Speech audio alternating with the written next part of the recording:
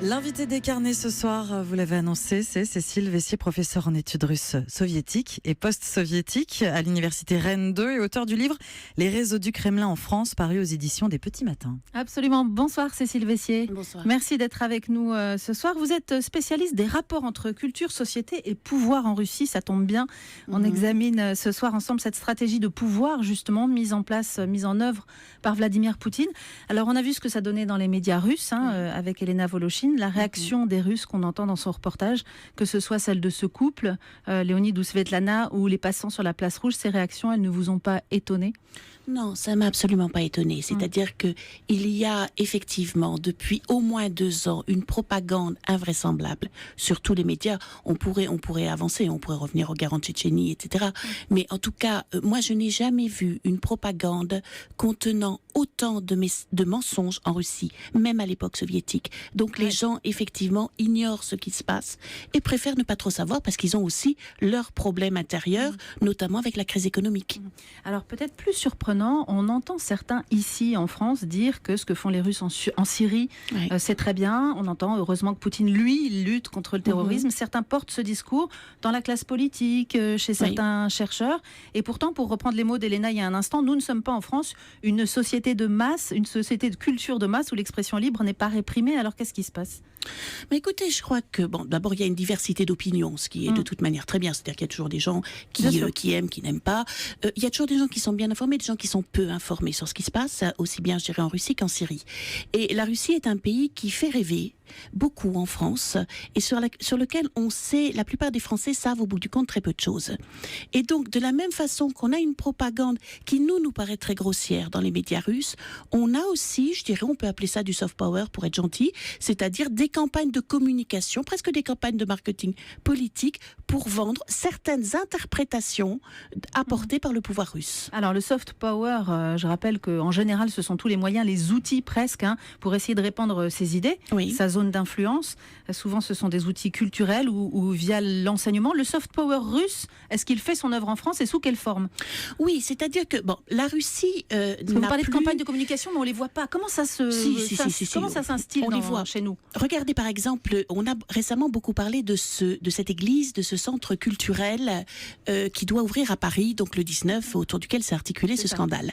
Vladimir Poutine devait l'inaugurer mercredi prochain, finalement il ne viendra pas.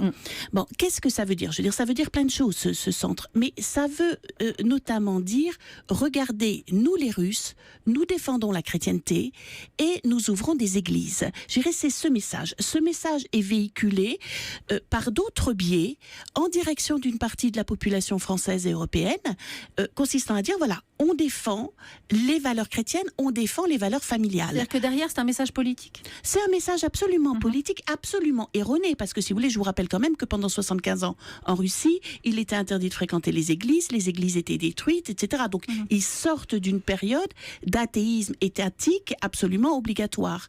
Mais on va utiliser cet outil-là pour s'adresser à une partie de la population. Alors, je vous donne un autre exemple. On avait organisé à Moscou, il y a 2 ans, une très grande conférence internationale autour de la famille. Donc, les valeurs de la famille, les familles nombreuses, etc.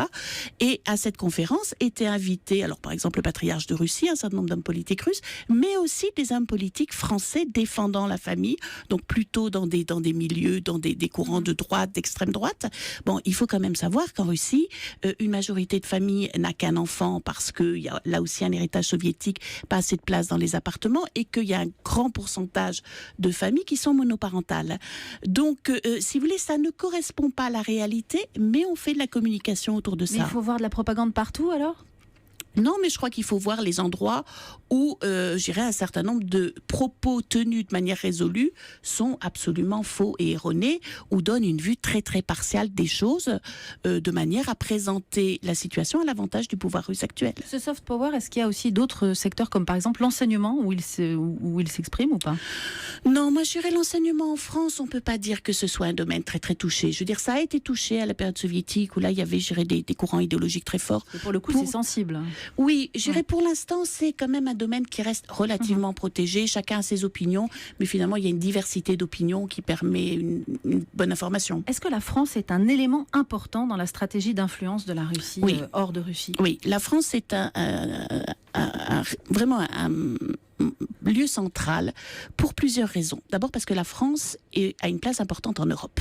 Elle a une place importante dans ce qu'on appelle la vieille Europe, c'est-à-dire en opposition avec ces nouveaux pays. Alors l'équilibre, ceci dit, est en train de changer avec les revirements politiques qu'il y a actuellement en Pologne et en Hongrie, mais dans cette vieille Europe qui est le cœur de l'Union européenne. Deuxièmement, la France est traditionnellement russophile, c'est-à-dire qu'on est très nombreux à aimer la Russie, contrairement à ce qui se dit justement dans certains médias russes. On aime la Russie, on aime la culture russe, on aime la langue russe. On a une vraie complicité ancienne avec la Russie, ce qui ne veut pas dire aimer le pouvoir russe, voire au contraire. Et en plus, il y a quelque chose qui est très fertile pour la propagande russe, c'est il y a un anti-américanisme en France, qu'on retrouve à l'extrême droite, qu'on retrouve à l'extrême gauche.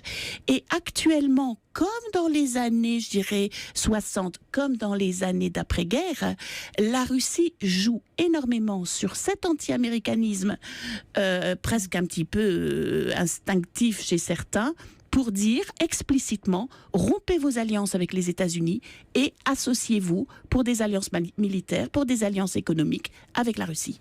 Merci beaucoup Cécile Vessier de nous avoir vous. Accompagnés ce soir pour ce décryptage donc sur le soft power russe en France. Et je rappelle le titre de votre livre paru aux éditions des Petits Matins, les réseaux du Kremlin en France.